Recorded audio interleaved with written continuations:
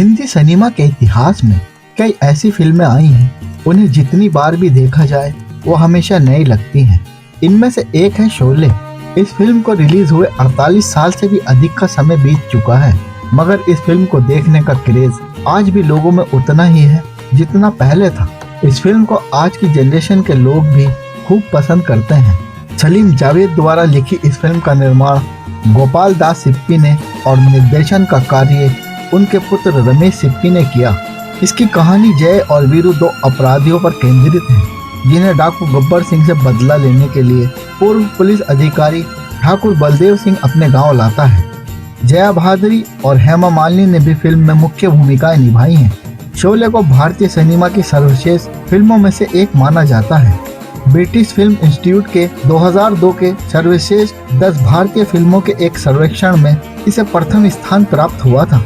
2005 में 50वें film fair पुरस्कार समारोह में इसे 50 साल की सर्वश्रेष्ठ फिल्म का पुरस्कार भी मिला। शोले फिल्म की शूटिंग कर्नाटक राज्य के रामनगर क्षेत्र के चट्टानी इलाकों में 2.5 साल की अवधि तक चली थी।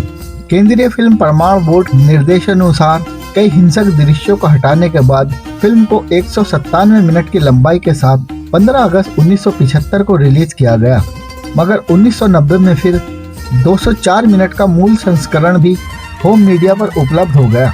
रिलीज होने पर पहले तो शोले को समीक्षकों से नकारात्मक प्रतिक्रियाएं और कमजोर व्यावसायिक परिणाम मिले, लेकिन अनुकूल मौखिक प्रचार की सहायता से थोड़े ही दिनों बाद बॉक्स ऑफिस पर बड़ी सफलता बनकर उभरी। फिल्म ने पूरे भारत में कई सिनेमा घरों में निरंतर प्रदर्शन के लिए रिकॉर्ड तोड़ दिए और मुंबई के मिनर्वा थिएटर में तो ये 5 साल से अधिक समय तक प्रदर्शित हुई।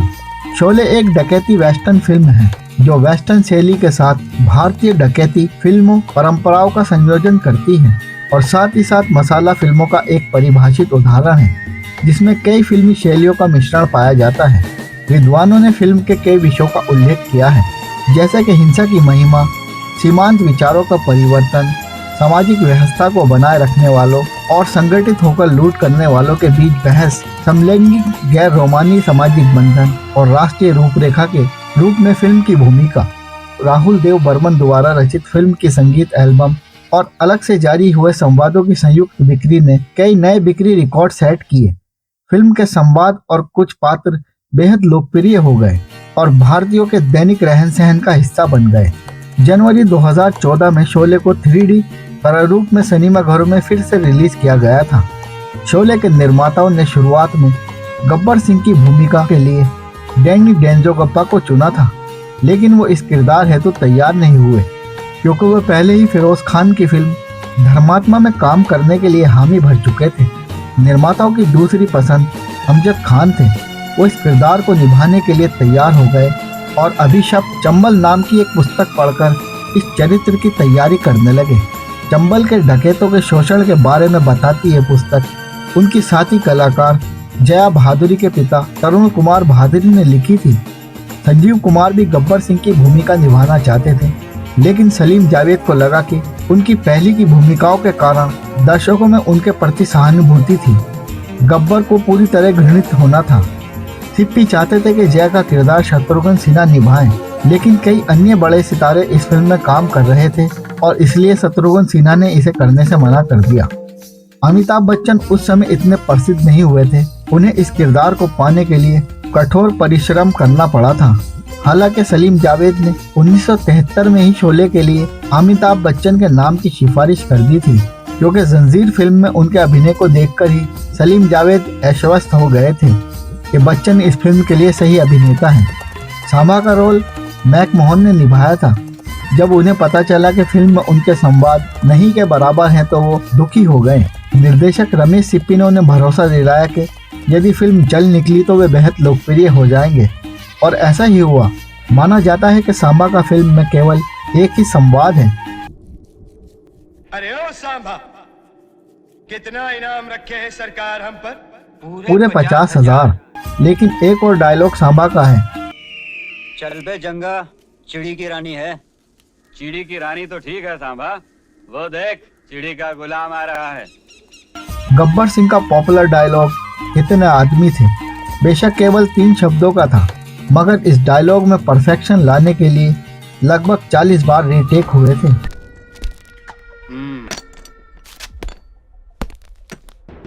कितने आदमी थे? सरदार 2 आदमी थे। इतना ही नहीं, जया बच्चन के लालटेन जलाने वाले सीन को फिल्माने के लिए 20 दिन का इंतजार किया गया था और इसके लिए जया को 26 रीटेक देने पड़े थे। सूरमा भोपाली का किरदार जगदीप जाफरी ने निभाया था, जिसे आज भी सब याद करते हैं और सूरमा भोपाली के नाम से ही पहचानते हैं। दरअसल ये एक वास्तविक किरदार था। सूरमा भोपाल का रहने वाला एक फॉरेस्ट अधिकारी था जिसे जावेद अख्तर करीब से जानते थे।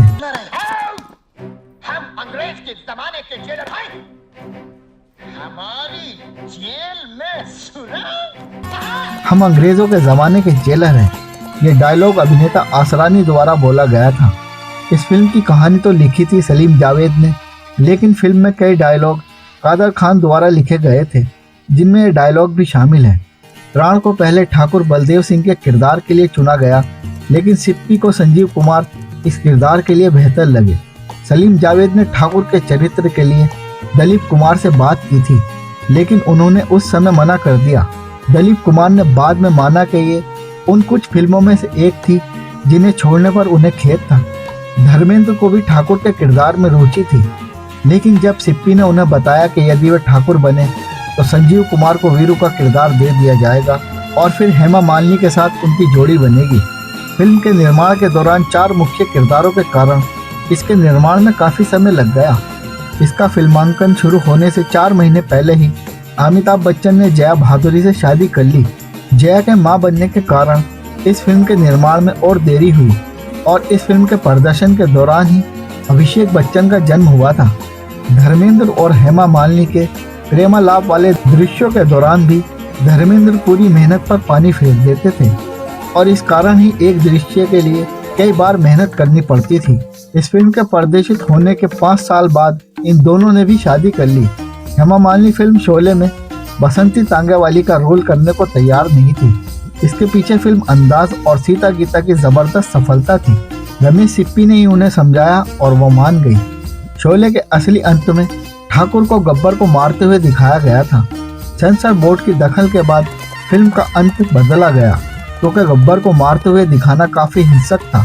15 साल तक फिल्म का एडिट वर्जन ही देखा गया। 1990 में ओरिजिनल वर्जन उपलब्ध हुआ। फिल्म शोले का म्यूजिक तो सुपरहिट था ही, लेकिन इस फिल्म के डायलॉग भी बेमिसाल थे और फिल्म रिलीज होने के बाद मेकरों ने उन्हें अलग से कैच भी किया। वो ऐसे कि इस फिल्म के डायलॉग के रिकॉर्ड भी बाजार में उतारे गए और देखते ही देखते 1979 तक इनके 5 लाख से भी अधिक रिकॉर्ड बिक गए। जब फिल्म शोले का म्यूजिक तैयार हो रहा था तो पहले इस फिल्म का गाना महबूबा ओ महबूबा पहले आशा भोसले से गवाया जाना था, लेकिन जब उनके पति और इस फिल्म के म्यूजिक डायरेक्टर R.D. बर्मन ने यह गाना गाकर सुनाया तो आशा जी ने कहा कि यह गाना उनकी आवाज़ में ज़्यादा अच्छा लग रहा है और इसी वजह से यह गाना R.D. बर्मन ने गाने का फैसला किया। महबूबा महबूबा। इस गाने को हेलन और जलाल आगा पर फिल्माया गया।